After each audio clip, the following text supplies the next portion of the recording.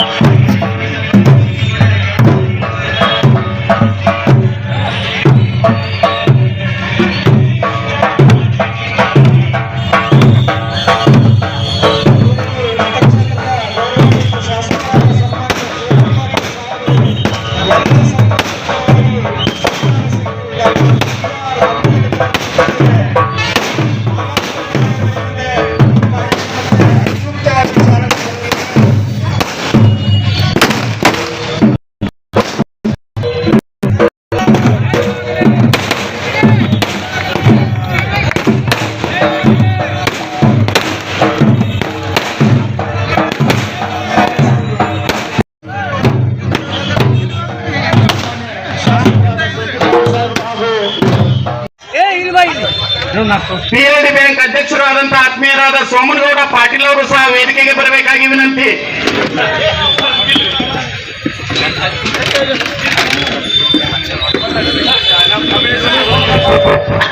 ನಮ್ಮ ಜಿಲ್ಲಾ ಪಂಚಾಯಿತಿಯ ಹಿಂದಿನ ಸದಸ್ಯ ಯಮನಪ್ಪ ರೊಳ್ಳಿ ಅವರು ದಯಮಾಡಿ ವೇದಿಕೆಗೆ ಬರಬೇಕಾಗಿ ವಿನಂತಿ.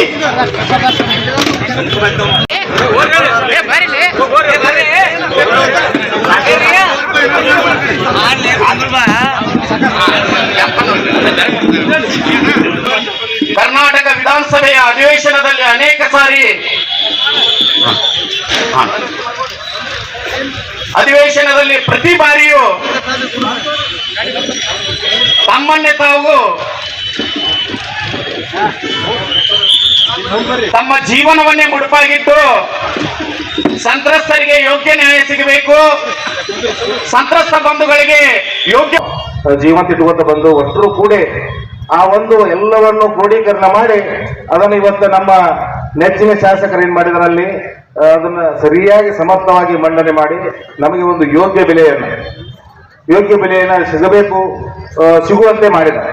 ಅದಕ್ಕೆ ನಾನು ಈ ಒಂದು ಅವರ ಕೂಗನ್ನ ಕೇಳಿದಂತ ಸರ್ಕಾರಕ್ಕೆ ಮಾನ್ಯ ಮುಖ್ಯಮಂತ್ರಿಗಳು ಆದ ಸಿದ್ದರಾಮಯ್ಯನವರು ಹಾಗೂ ಉಪಮುಖ್ಯಮಂತ್ರಿಗಳಾದ DK ಶಿವಕುಮಾರ್ ಅವರು, HK ಪಾಟೀಲ್ ಸಾಹೇಬರು, ಮತ್ತೆ ಹೆಚ್ಚು ಇದಕ್ಕೆ ಬಹಳಷ್ಟು ನಮ್ಮ ಜೊತೆಯಾಗಿ ನಿಂತಹ RB ತಿಮ್ಮಾಪುರ ಸಾಹೇಬರು, ಮತ್ತೆ MB ಪಾಟೀಲ್ರು, ಶಿವಾನಂದ್ ಪಾಟೀಲ್, ಇವ್ರಿಗೆಲ್ಲರಿಗೂ ನಾನು ಎಲ್ಲ ನಮ್ಮ ಸಂತ್ರಸ್ತರ ಪರವಾಗಿ ಅಭಿನಂದನೆಗಳನ್ನ ಹೇಳ್ತೇನೆ.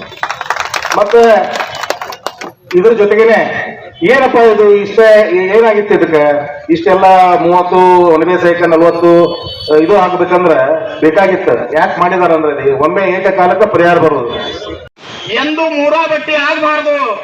ಸಂತ್ರಸ್ತರು ನಿಜವಾಗಿ ಸ್ವಾಭಿಮಾನದಿಂದ ಬದುಕಬೇಕು, ತಲೆ ಎತ್ತಿ ಬದುಕಬೇಕು. ಯಾವತ್ತು ಮುಳುಗಡೆ ಸಂತ್ರಸ್ತರ ಹಕ್ಕಿಗಾಗಿ ಹೋರಾಡಿರುವಂತಹ ಪ್ರತಿಯೊಂದು ಇವತ್ತು ಪ್ರಜಾವಾಣಿ ಆಗಿರಲಿ, ಕನ್ನಡಪ್ರಭ ಆಗಿರಲಿ, ಸಾಹಿತ್ಯ ಕರ್ನಾಟಕ ಆಗಿರಲಿ, ಉದಯವಾಣಿ ಆಗಿರಲಿ, ಯಾವುದೇ ದಿನಪತ್ರಿಕೆಗಳು ನೋಡಿದಾಗ ಪ್ರಕಾಶ್ ಅಂತರಗೊಂಡವರ ಒಂದು ಕೋಟೇಶನ್ ಶತಾಶಿದ್ದ ಅದರಲ್ಲಿ ಮುಳುಗಡೆ ಸಂತ್ರಸ್ತರಿಗಾಗಿ.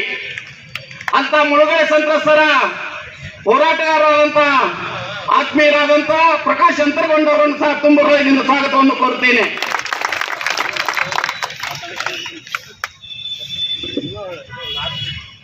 ಈಗ ತಾವೆಲ್ಲರೂ ಇದ್ದ ಸ್ಥಳದಲ್ಲಿ ಎದ್ದು ನಿಂತು ನಮ್ಮ ಕರ್ನಾಟಕದ ಮಾತೆಯ ನಾಡಗೀತೆಯನ್ನ ತಾವು ಅದಕ್ಕೆ ಗೌರವವನ್ನು ಸಲ್ಲಿಸಬೇಕಂತ ತಮ್ಮಲ್ಲಿ ವಿನಂತಿಯನ್ನು ಕೇಳಿಕೊಳ್ಳುತ್ತೇನೆ. ನಾಡಗೀತೆಯನ್ನ ಪ್ರಸ್ತುತಪಡಿಸಬೇಕಂತ ತಮ್ಮ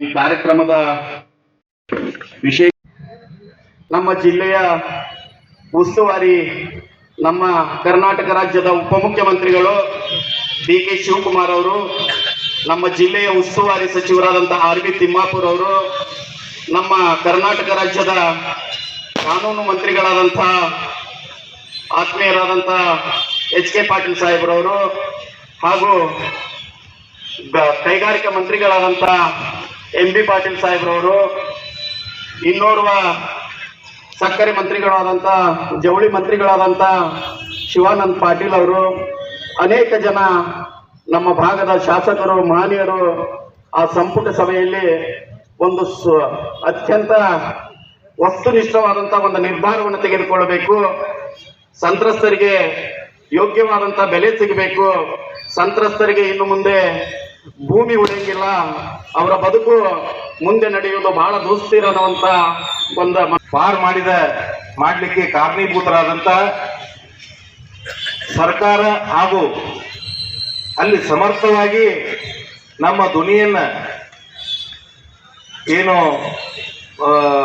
ನಮ್ದೇನು ಕೂಗಿದೆ ಅದನ್ನ ಅಲ್ಲಿ ವಿಧಾನಸಭೆಯಲ್ಲಿ ಸರ್ಕಾರದ ಮಟ್ಟದಲ್ಲಿ ಅದನ್ನು ಹೇಳಿದಂತಹ ನಮ್ಮ ಅಚ್ಚುಮೆಚ್ಚಿನ ಶಾಸಕರಿಗೆ ಒಂದು ಅಭಿನಂದನೆ ಸಲ್ಲಿಸಲು ರೂಪ ಕಿಳಿಸಿ ಆ ಕೆಲಸ ಮಾಡುವುದರಲ್ಲಿ ನಮ್ಮ ಜೆ ಟಿ ಪಾಟೀಲ್ ಸಾಹೇಬರು ಬಹಳಷ್ಟು ನಿಷ್ಣಾತರು. ಮೊದಲೇ ಹೇಳ್ತಾರೆ ಅವರು, ಮುಳುಗಡೆ ಒಳಗೆ ಏನಾದರೂ ಈಗ ಆದ್ರೆ ನಾನು ಶಾಸಕತ್ವಕ್ಕೆ ರಾಜೀನಾಮೆ ಕೊಡ್ಲಿಕ್ಕೆ ಸಿದ್ಧನಿದ್ದೇನೆ. ಈ ಮಾತ್ರ ಪದೇ ಪದೇ ಹೇಳ್ಯಾರ ಅವರು. ಅದರಂತರ ಈ ಎಲ್ಲ ಮಹನೀಯರು ಏನ್ ಮಾಡಲ್ಲ, ಮುಖ್ಯಮಂತ್ರಿಗಳು, ಉಪಮುಖ್ಯಮಂತ್ರಿಗಳು, ಎಲ್ಲ ಮಂತ್ರಿಗಳು ಅವ್ರನ್ನ ಬಹಳ ತಿರುವುದಂತಾರಲ್ಲ, ಹಂಗ ಅವ್ರನ್ನ ಮೇಲಿನ ಮೇಲೆ ಒತ್ತಡ ಮಾಡಿ ಒಬ್ಬೊಬ್ಬರು ಇದ್ದಾಗ ಅದ್ರ ಬಗ್ಗೆ ಮನವರಿಕೆ ಮಾಡಿ ತಿಳಿಸಿ ಹೇಳ್ಕೊಟ್ಟು ಆ ಲೈನಿಗೆ ತರುವಲ್ಲಿ ಬಹಳಷ್ಟು ಶ್ರಮ ವಹಿಸಿದ್ದಾರೆ. ಅದಕ್ಕೆ ಜಿಲ್ಲೆಯೊಳಗೆ ತಿಮ್ಮಾಪುರ ಸಾಹೇಬರು ಮತ್ತು ಜೆ ಟಿ ಪಾಟೀಲ್ ಸಾಹೇಬರು ಬಹಳಷ್ಟು ಹೆಸರು ಬರಲಿಕ್ಕೆ ಕಾರಣ ಏನಂದ್ರೆ ಹಿಂದಿನಿಂದ ಹೆಚ್ಚು ಕೆಲಸ ಮಾಡ್ಯಾರ. ಹಿಂದಿನಿಂದ ಹೆಚ್ಚು ಕೆಲಸ ಮಾಡಿ ಬೆಳಗಾವಿ ಅಧಿವೇಶನದಾಗ ನೋಡ್ರಿ ನೀವು, ನಮ್ಮ ಸ್ಟ್ರೈಕ್ಗಳ ನೋಡ್ರಿ ನೀವು, ಅದು ಎಲ್ಲದರೊಳಗೆ ಬಹಳಷ್ಟು ಮುಖ್ಯ. ಜೈ ಜೈ ಸಂತ್ರಸ್ತರ ಪರವಾಗಿ ಸರ್ಕಾರಕ್ಕೆ ಮತ್ತು ಶಾಸಕರಿಗೆ ಅಭಿನಂದನೆ ಸಲ್ಲಿಸಿದಂತ ಜಿಲ್ಲಾ ಪಂಚಾಯತಿ ಮಾಜಿ ಸದಸ್ಯರಾದ ML ಕೆಂಪಲಿಂಗನವರು ಗುರುಗಳು. ಇಲ್ಲಿ ಈ ಒಂದು ಸಂತ್ರಸ್ತರ ಹರ್ಷದ ಉತ್ಸಾಹ ದಿನ ಅಂತಲೇ ನಾವು ಇವತ್ತು ನೋಡಬೇಕಾಗುತ್ತೆ. ನೆರೆದಂತ ಎಲ್ಲ ನಮ್ಮ ತಾಲೂಕಿನ ಹಾಗೂ ನಮ್ಮ ಜಿಲ್ಲೆಯಿಂದನೂ ಕೂಡ ಆಗಮಿಸಿದಂಥ ಎಲ್ಲ ಸಂತ್ರಸ್ತರ ಪರವಾಗಿ ಮೊಟ್ಟ ಮೊದಲನೇದಾಗಿ ನುಡಿದಂತೆ ನಡೆದಂಥ ಸರ್ಕಾರ, ನುಡಿದಂತೆ ನಡೆದಂಥ ಸನ್ಮಾನ್ಯ ಮುಖ್ಯಮಂತ್ರಿಗಳಾದ ಸಿದ್ದರಾಮಯ್ಯ ಸಾಹೇಬರಿಗೆ ತಮ್ಮೆಲ್ಲರ ಪರವಾಗಿ ಹೃದಯಪೂರ್ವಕ ವಂದನೆಗಳನ್ನು ಸಲ್ಲಿಸ್ತೀನಿ, ಅಭಿನಂದನೆಗಳನ್ನು ಸಲ್ಲಿಸ್ತೀನಿ. ಜೊತೆಗೆ ನುಡಿದಂತೆ ನಡೆದಂಥ ನಮ್ಮ ರಾಜ್ಯದ ಉಪಮುಖ್ಯಮಂತ್ರಿಗಳಾದಂಥ ಮಾನ್ಯ ಡಿ.ಕೆ. ಶಿವಕುಮಾರ್ ಸಾಹೇಬರು ಕೂಡ ತಮ್ಮೆಲ್ಲರ ಪರವಾಗಿ ಅಭಿನಂದನೆಗಳನ್ನು ಸಲ್ಲಿಸಲಿಕ್ಕೆ ಬಯಸ್ತೀನಿ. ಮುಖ್ಯವಾಗಿ ನಮ್ಮ ಬೆಳಗಿ ಮತಕ್ಷೇತ್ರದ ಶಾಸಕರಾದಂಥ ಸನ್ಮಾನ್ಯ ಜೆ ಟಿ ಪಾಟೀಲ್ರಿಗೆ ತಮ್ಮೆಲ್ಲರ ಪರವಾಗಿ ವಂದನೆಗಳನ್ನು ಸಲ್ಲಿಸಲಿಕ್ಕೆ ಬಯಸ್ತೀನಿ. ಅದರ ಜೊತೆಗೆ ನಮ್ಮ ಜಿಲ್ಲೆಯ ಉಸ್ತುವಾರಿ ಸಚಿವರು ಆದಂಥ ಆರ್ ವಿ ತಿಮ್ಮಾಪುರ ಸಾಹೇಬರಿಗೂ ಕೂಡ ತಮ್ಮೆಲ್ಲರ ಪರವಾಗಿ ವಂದನೆಗಳನ್ನು ಸಲ್ಲಿಸಲಿಕ್ಕೆ ಬಯಸ್ತೀನಿ. ಈ ಒಂದು ಹೋರಾಟ ಇವತ್ತಿಂದಲ್ಲ, ಇನ್ನೋರ್ವ ನಮ್ಮ ರಾಜ್ಯದ ಕಾನೂನು ಸಚಿವರಾದಂಥ ಹಿರಿಯರಾದಂಥ ಸನ್ಮಾನ್ಯ ಎಚ್ ಕೆ ಪಾಟೀಲ್ರಿಗೂ ಕೂಡ ಈ ವೇದಿಕೆ ಮುಖಾಂತರ ತಮ್ಮೆಲ್ಲರ ಪರವಾಗಿ ವಂದನೆಗಳನ್ನು ಸಲ್ಲಿಸಲಿಕ್ಕೆ ಬಯಸ್ತೀನಿ.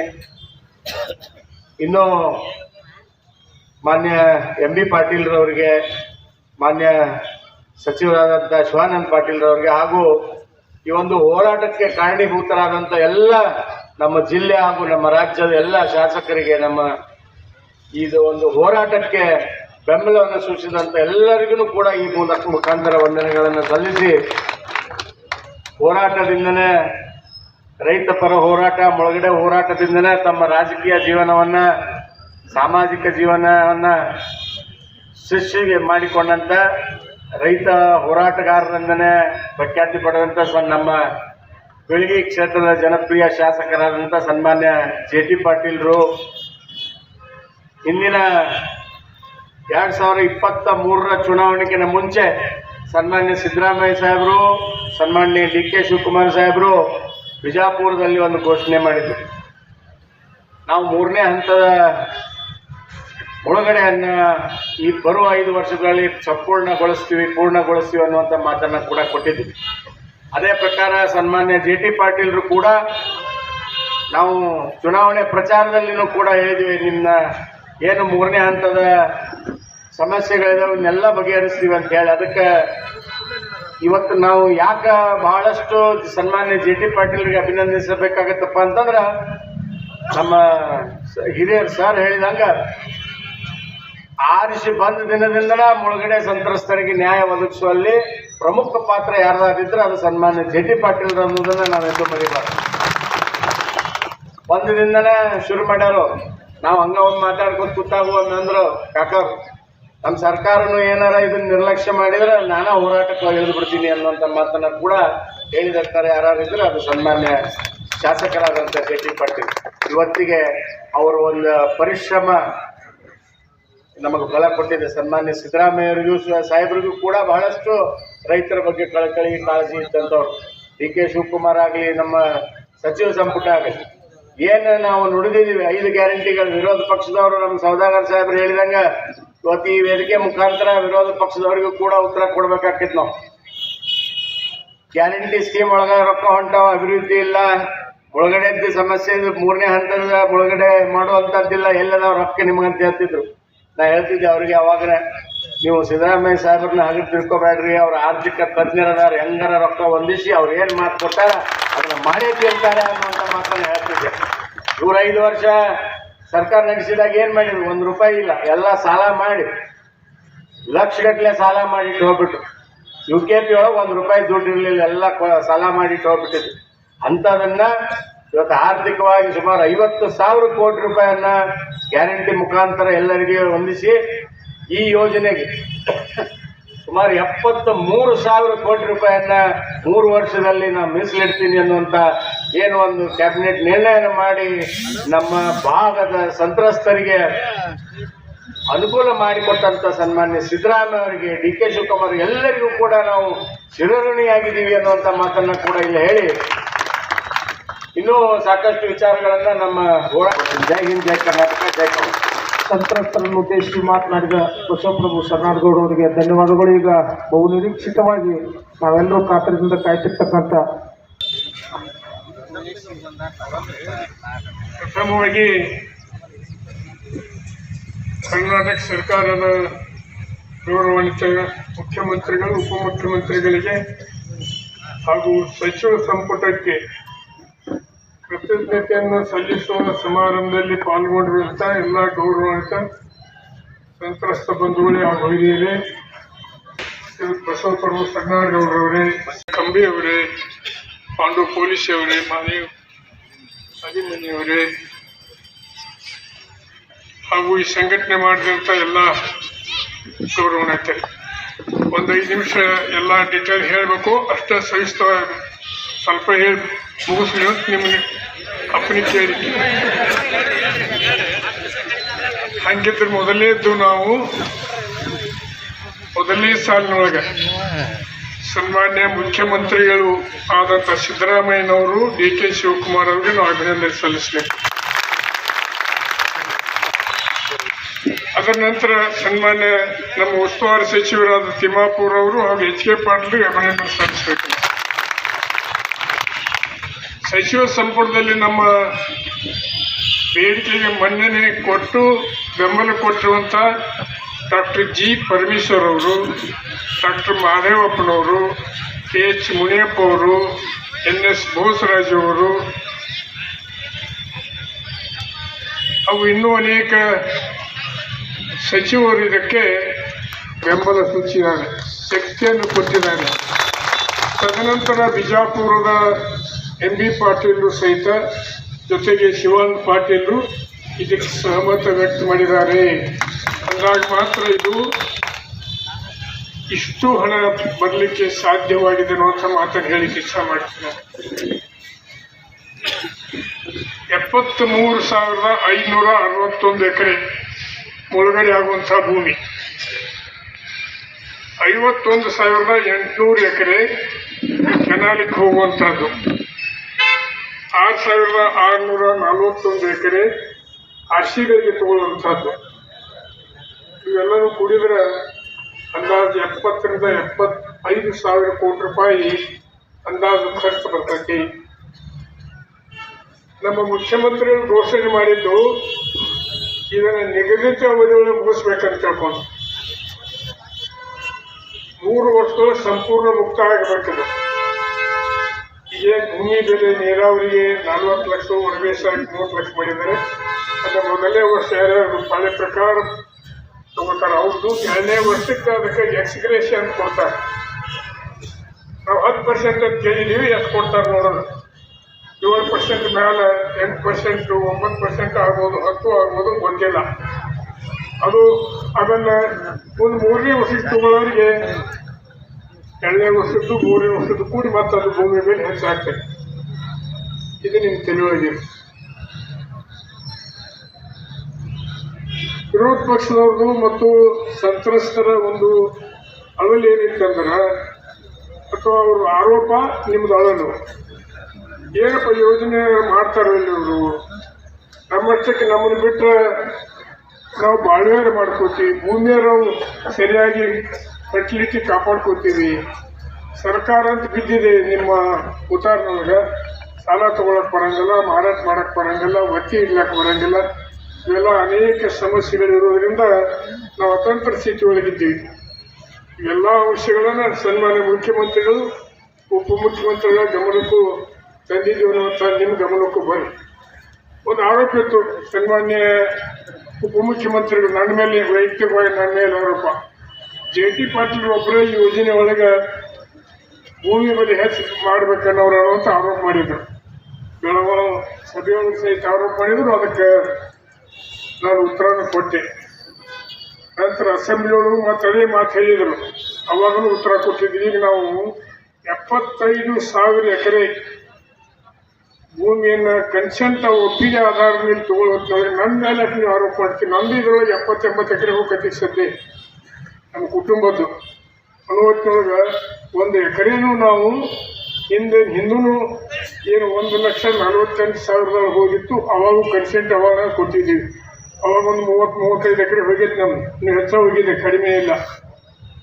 ಈಗೂ ಕನ್ಸೆಂಟ್ ಅವಾಗಕ್ಕೆ ನಾವು ಒಪ್ಪಿ ಕೊಡಕತ್ತಿದ್ವಿ. ಯಾವ ಆಧಾರದ ಮೇಲೆ ನೀವು ನನಗೆ ಆರೋಪ ಮಾಡ್ತೀರಾ ಅಂತ ಪ್ರಶ್ನೆಯನ್ನು ಮಾಡಿದ್ದೀನಿ ನಾನು. ಎಲ್ಲ ಆರೋಪ ಹೊತ್ಕೊಂಡು ಕೊನೆಗೆ 2 ಸಭೆಗಳಾದವು. ಆ ಸಭೆಯೊಳಗೆ ಎಲ್ಲ ನಮ್ಮ ಕಾಂಗ್ರೆಸ್ಸಿನ ಶಾಸಕರು, ವಿರೋಧ ಪಕ್ಷದ ಶಾಸಕರು, ಹೋರಾಟ ಸಮಿತಿಯ 2 ಅಧ್ಯಕ್ಷರು, ಸರ್ನಾಯಕರು ಮತ್ತು ದೇಸಾಯಿ ಅವರು, ನಮ್ಮ ಪ್ರಕಾಶ್ ಅವರು, ಅಂತರಗೊಂಡವರು ಎಲ್ಲ, ಅದ್ರ ಜೊತೆಗೆ ಅನೇಕ ರೈತ ಮುಖಂಡರು, ಸಂತ್ರಸ್ತ ಮುಖಂಡರು ಬಂದಿದ್ದಾರೆ. ಆ ಸಭೆಯೊಳಗೆ ಸುದೀರ್ಘವಾಗಿ ಚರ್ಚೆ ಆಯಿತು. ಮತ್ತು ನಮಗೆ ಉಪಮುಖ್ಯಮಂತ್ರಿ ವಾದ ವಿವಾದ ಅದು ನಾನು ಹೇಳಿದ್ದೀನಿ. ಯಾವ ಕಾಲಕ್ಕೂ ಸಹಿತ ಎಲ್ಲರೂ 50 ಲಕ್ಷ 40 ಲಕ್ಷ ಬೇಡಿದರು. ಅದು ಬೇಡಿಕೆ ನಾವು ಇಟ್ಟಿದ್ದು. ಆದರೆ ಇವತ್ತು ನಾವೇನು ಪಡ್ಕೊಂಡಿದ್ದೀವಿ ಅದು ನೀವು ಹೇಳಿದ ಬೆಲೆ, ನಾವು ಹೇಳಿದ ಬೆಲೆ ಇಲ್ಲ. ದಯಮಾಡಿ ಅರ್ಥ ಮಾಡ್ಕೊಂಡು, ಹೌದಲ್ರಿ? ಇವತ್ತು 40 ಲಕ್ಷ 30 ಲಕ್ಷ ಏನು ಕೊಟ್ಟಿದ್ದಾರೆ, ನಾವು ವೈಯಕ್ತಿಕವಾಗಿ ಹೇಳಿದ ಬೆಲೆ ಇಲ್ಲ. ನೀವೆಲ್ಲ ಸಂತ್ರಸ್ತರು ಬಂಧುಗಳು ಇಷ್ಟಾದರೂ ಕನಿಷ್ಠ ಅವ್ರು ಬಂದರೆ ನಾವು ಖುಷಿಯಿಂದ ತಗೋತೀವಿ ಅಂತ ಮಾತನ್ನು ಹೇಳಿದಾಗ ಇವತ್ತು ಅದನ್ನು ಸರ್ಕಾರಕ್ಕೆ ಒತ್ತಿ ಒತ್ತಿ ಒತ್ತಿ ಹೇಳಿ ಇದನ್ನು ಪಡೆದುಕೊಂಡಿದ್ವಿ. ಇದರಿಂದ ಬರೀ ಭೂಮಿಯ ಸ್ವಾಧೀನ ಮಾಡ್ಕೊಳ್ಳಿಕ್ಕೆ 70,000 ರಿಂದ 75,000 ಕೋಟಿ ರೂಪಾಯಿ ಒಂದು ಕಡೆ 5 ಸರ್ಕಾರ ಕೊಡ್ತಾ ಇದೆ.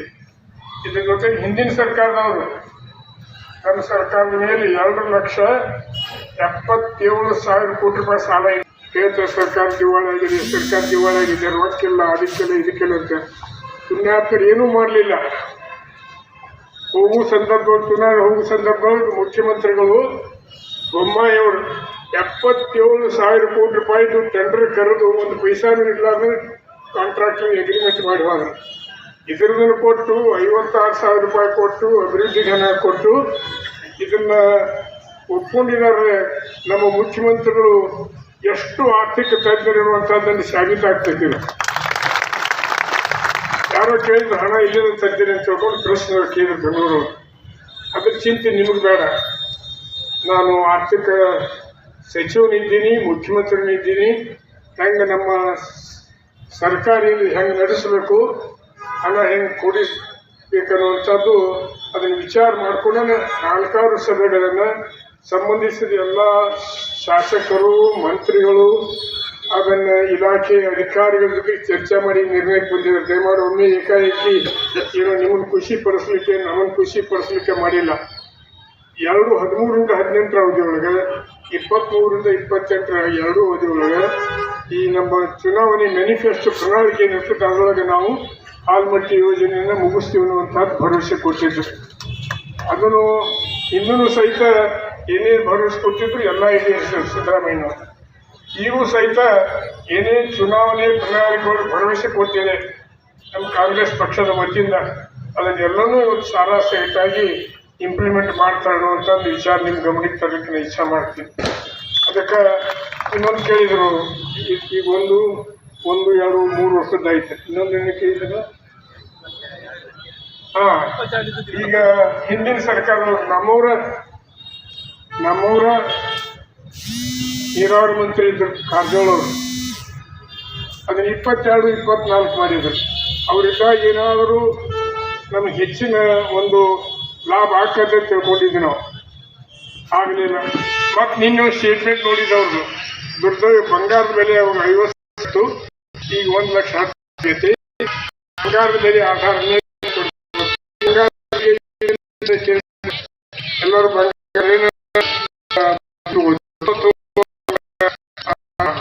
ಭೂಮಿ ತಗೋದು ನಡೆದೈತು.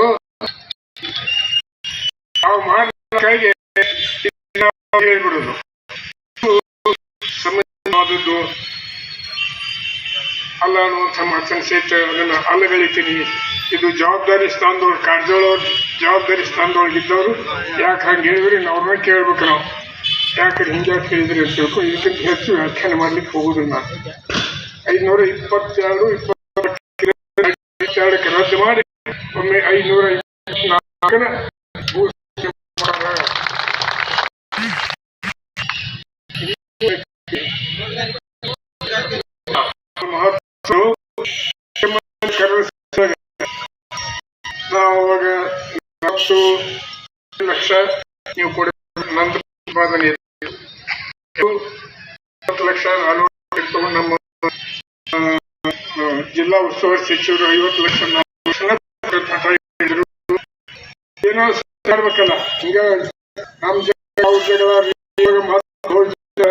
ನಮ್ಮ ಸ್ವಂತ ಬಡವರಾಗಬಾರ್ದು ಅನ್ನೋ ದೃಷ್ಟಿಯಿಂದ ನೀವೇನು ಒಂದು ಲೆಕ್ಕ ಇಟ್ಟಿದ್ದೀರಿ. 40 ಲಕ್ಷದ ಮೇಲೆ ನೀವೇನು ಕೊಡ್ತೀರಿ ಅಂತರಸ್ಥರಿಗೂ ಜವಾಬ್ದಾರಿ ನಾವೆಲ್ಲರೂ ಅಂತ ಮಾತನ್ನು ಹೇಳಿದೆ ನಾನು. ಈ ಸಂದರ್ಭದೊಳಗೆ ಅವರಿಬ್ಬರ ಜೊತೆಗೆ ಯಾರು ಮುಖ್ಯಮಂತ್ರಿಗಳು ಉಪಮುಖ್ಯಮಂತ್ರಿಗಳ ಜೊತೆಗೆ ನಾವು ಹೆಚ್ಚು ಇವತ್ತು ಧನ್ಯವಾದ ಹೇಳಬೇಕು ಒಳಪಡುವವರು ಸನ್ಮಾನ್ಯ ತಿಮ್ಮಾಪುರ್ ಅವರು ಮತ್ತು ಎಚ್ ಕೆ ಪಾಟೀಲ್.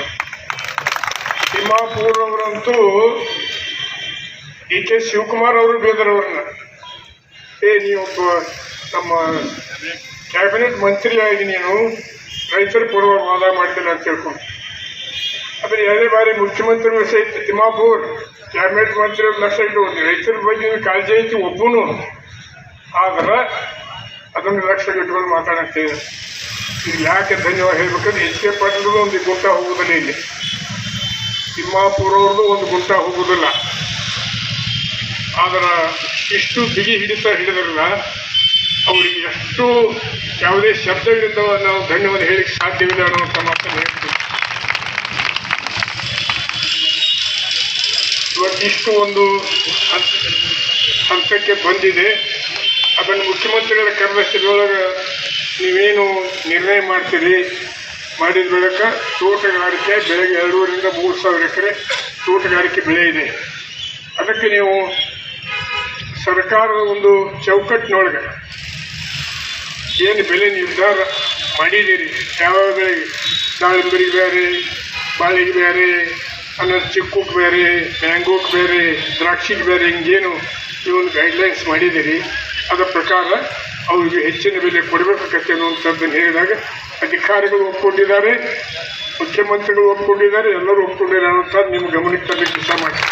ಇದು 40 ಲಕ್ಷ ಬರೀ ಭೂಮಿಗೆ ಇದು. ಆ ಭೂಮಿಯೊಳಗೆ ಏನಾದರೂ ಕಟ್ಟಡ ಇದ್ದರೆ, ಗಿಡಗಂಟೆ ಯಾವುದೇ ಇದ್ರೂ ಸಹಿತ ಅದಕ್ಕೆ ಪ್ರತ್ಯೇಕವಾದಂಥ ಬೆಲೆಯನ್ನು ಕೊಡ್ತಾರೆ ಅನ್ನೋದು ನಿಮ್ಮ ಗಮನಕ್ಕೆ ತರಲಿಕ್ಕೆ ಇಚ್ಛೆ ಮಾಡ್ತೀನಿ.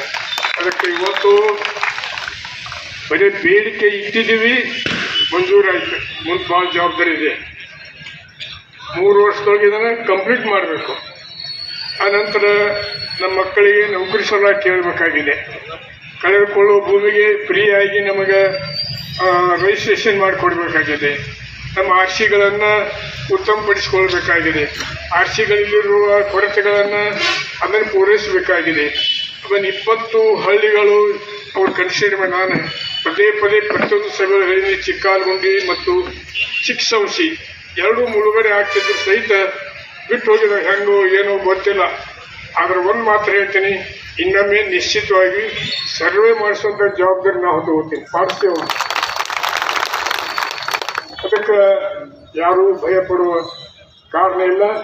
ಅದನ್ನು ಸಿದ್ದರಾಮಯ್ಯನವರು ಎಂದೂ ಆ ಹಿಂದಿನ ಸರ್ಕಾರದವ್ರು ಹೇಳಿದಂಗೆ ಸುಳ್ಳು ಹೇಳಿ ಏನೇನು ಅಂಕಿ ಸಂಖ್ಯೆಗಳನ್ನು ಕೊಟ್ಟು ಹೋಗು ಮುಖ್ಯಮಂತ್ರಿನೂ ಅಲ್ಲವರು.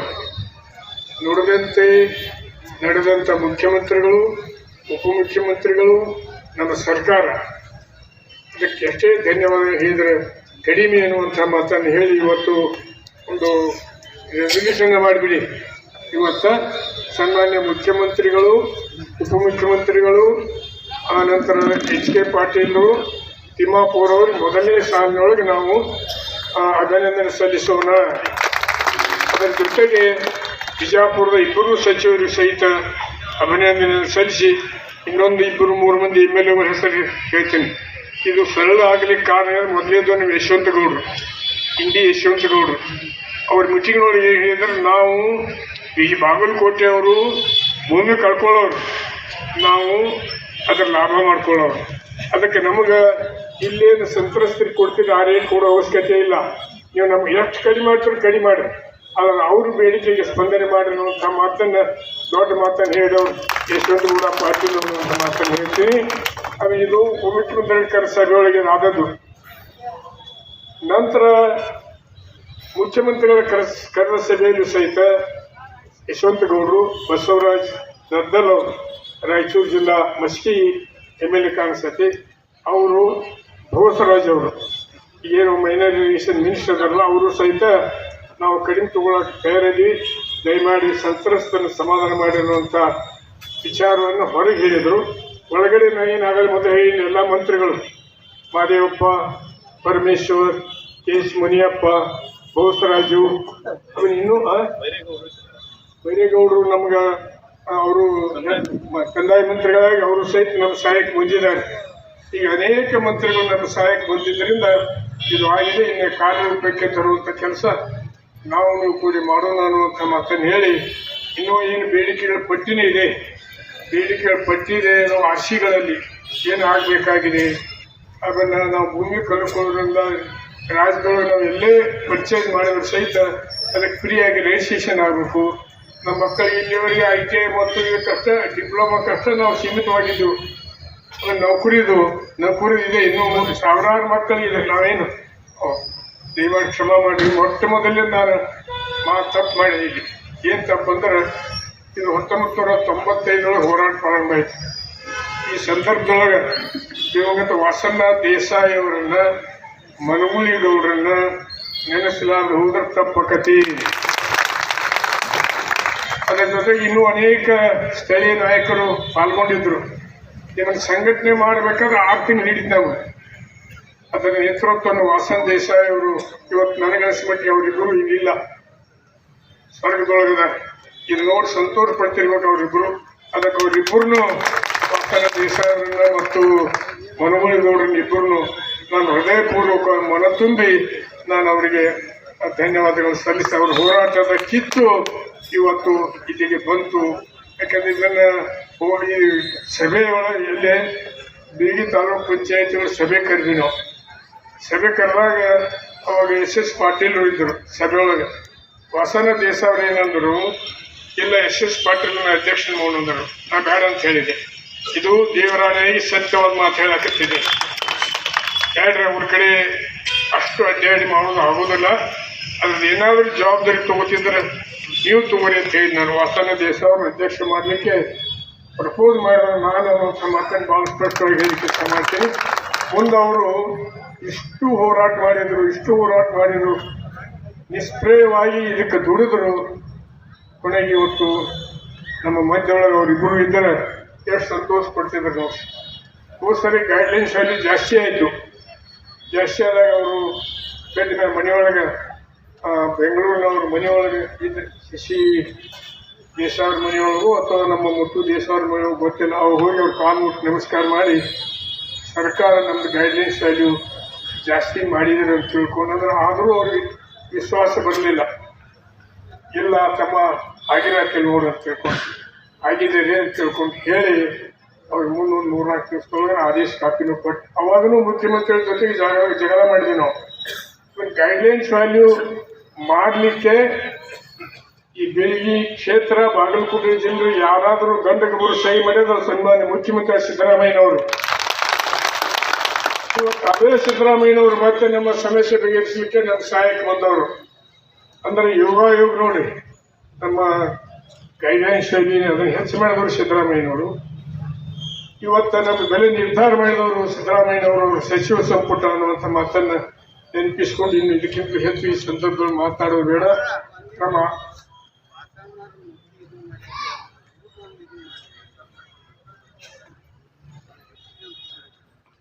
ಇದನ್ನ ನೆನಪಿಸೋದ್ರ ಜೊತೆಗೆ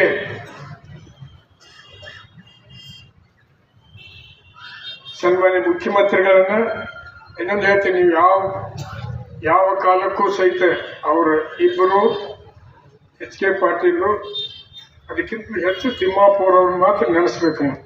ಇಷ್ಟು ದೃಢ ನಿರ್ಧಾರ ನಾನು ಯಾವಾಗ ತೆಗೆದುಕೊಂಡಿದ್ದು ನೋಡಿದ್ದಿಲ್ಲ. ಅಪಾರ ಬೆಂಬಲ ಕೊಡುವುದಷ್ಟೇ ಅಲ್ಲ, ಸರ್ಕಾರ ನಿರ್ಣಯ ಮಾಡಲಿಕ್ಕೆ ಸಹಿತ ಹೆಚ್ಚು ಶಕ್ತಿ ತುಂಬಿದವರು ಸನ್ಮಾನ್ಯ ತಿಮ್ಮಾಪುರ ಅವರು ಅನ್ನುವಂಥ ಮಾತನ್ನು ಹೇಳಿ ಕೆಲಸ ಮಾಡಿ ಇವತ್ತು ಮುಖ್ಯಮಂತ್ರಿಗಳನ್ನು, ಉಪಮುಖ್ಯಮಂತ್ರಿಗಳನ್ನು, ಆನಂತರ H K Patil, R B Timmapur ಅವರು ಮತ್ತು ಯಾರ್ಯಾರು ಸಂಬಂಧಿದ್ದವರು ಇದ್ದಾರೆ ಅವರೆಲ್ಲರನ್ನೂ ಕರೆಸಿ ನಾವು ಬಾಗಲಕೋಟೆ ಆಗಲಿ ಅಥವಾ ಬೇಲಿಗೆ ಒಳಗಾಗಲಿ ಅವರಿಗೆ ಅಭಿನಂದನೆ ಸಲ್ಲಿಸೋದು, ಅವ್ರಿಗೆ ಗೌರವ ಸಮರ್ಪಣೆ ಮಾಡೋಣ ಅನ್ನುವಂಥ ಮಾತನ್ನೇ ಬಿಸಿಲು ಭಾಳ ಇದೆ. ಹೆಚ್ಚು ಮಾತಾಡಕ್ಕೆ ಹೋಗಿದ್ರೆ ಬೇಯಾಕತ್ತಿರ್ಬೇಕು ಮನಸ್ಸಿನಾಗ. ಪಾಟೀಲ್ ನ್ಯಾಯಾಗಿ ಮಾತಾಡಕತ್ತಾರ, ನಮ್ಮ ಬಿಸಿಲ ಒಗದಾರಪ್ಪ ಅಂತೇಳಿ ಸಂಘಟನೆ ಮಾಡಿದವ್ರು ನಾ ಅಲ್ಲಿ ಇದನ್ನು ಅಭಿನಂದನೆ ಧನ್ಯವಾದ ಹೇಳಿ ಅವರಿಗೆ ಗೌರವ ಸೂಚಿಸೋಣ ಅನ್ನುವಂಥ ಮಾತನ್ನೇ ಆ ಸಂದರ್ಭದೊಳಗೆ ಕನಿಷ್ಠ ನಾವು ಒಂದು 50,000 ಜನ ಸೇರಬೇಕು ಅಂದಾಗ ಮಾತ್ರ ಗೌರವ ಸಮರ್ಪಣೆ ಮಾಡ್ದಂಗೆ. ಒಂದು 50,000 ಜನ ಜಮಖಂಡಿ ತಾಲೂಕು ಇರ್ಬೋದು, ಮುಧೋಳಿ ಇರ್ಬೋದು, ಬೀಳಗಿ ಇರ್ಬೋದು, ಬಾಗಲಕೋಟೆ ಇರ್ಬೋದು, ಯಾರ್ಯಾರು ಇದರ ಲಾಭ ತಗೋತೀವಿ ಅವ್ರು ದಯಮಾಡಿ ಯಾರು ಹೇಳಿಸುವ ಅವಶ್ಯಕತೆ ಇಲ್ಲ. ಒಂದೊಂದು ಊರಿಂದ ಕನಿಷ್ಠ 100-200 ಮಂದಿ ಬಂದರೆ ಮಾತ್ರ ಅದಕ್ಕೆ ಯಾವಾಗ ನೀವು ಗಾಡಿ ಕೊಡ್ರಿ ಅಂದ್ರೆ ಮುಗಿತು. ನಾನೊಂದು ಲಕ್ಷ ತಗೊಳಕ್ಕೆ ಇರಬಹುದು, ಆದ್ರೆ 4 ದುಡ್ಡು ಖರ್ಚು ಮಾಡಿ ಸಭೆಗೆ ಬರಲ್ಲ ಅಂತ ಹೋದ್ರೆ ಏನಕ್ಕೆ ಹೇಳಿ ನೋಡು. ಅದಕ್ಕೆ ಯಾವ ಗಾಡಿ ಕೂಡ ಕೊಡಂಗಿಲ್ಲ. ನಿಮ್ಗೆ ಹೇಟು ಬರ್ಬೇಕಂತ ತಿಳಿ ಅನ್ನಿಸ್ತೀವಿ. ನಿಮ್ಮ ಸ್ವಂತ ಖರ್ಚಿನಿಂದ ಸಭೆಗೆ ಬರ್ರಿ. ಉಳಿಸಿದ್ದೆಲ್ಲ ಸನ್ಮಾನ್ಯ ತಿಮ್ಮಾಪುರ ಅವರು ನಾವು ಯಾವ ರೀತಿ ಅದನ್ನು ಖರ್ಚು ನಿಗಿಸ್ಬೇಕು ಅನ್ನುವಂಥದ್ದನ್ನು ವಿಚಾರ ಮಾಡ್ತೀವಿ ಅನ್ನುವಂಥ ಮಾತನ್ನೇ ಎಲ್ಲರಿಗೂ ನಮಸ್ಕರಿಸಿ, ಇಂಥ ಬಿಸಿಲಿನಲ್ಲಿ ಸಹಿತ 3 ಕಿಲೋಮೀಟರ್ ಸರ್ಕಾರಕ್ಕೆ, ನಮ್ಮ ಮುಖ್ಯಮಂತ್ರಿಗಳಿಗೆ, ಉಪಮುಖ್ಯಮಂತ್ರಿಗಳಿಗೆ, ತಿಮ್ಮಾಪುರ ಅವರಿಗೆ, ಎಚ್ ಕೆ ಪಾಟೀಲ್ಗೆ ಅಭಿನಂದನೆ ಸಲ್ಲಿಸಿ ನನಗೂ ಸಹಿತ ಗೌರವದ ಮಾತುಗಳನ್ನು ಹೇಳಲಿಕ್ಕಾಗಿ ವೇದಿಕೆ ಮೇಲೆ ಇದ್ದಂಥ ಎಲ್ಲ ಹಿರಿಯರು ಸಹಿತ ಅವರಿಗೆ ಧನ್ಯವಾದಗಳು. ನಿಮಗೂ ನಮಸ್ಕರಿಸಿ ಯಾರು ಮಾತುಕೊಳ್ತೀನಿ.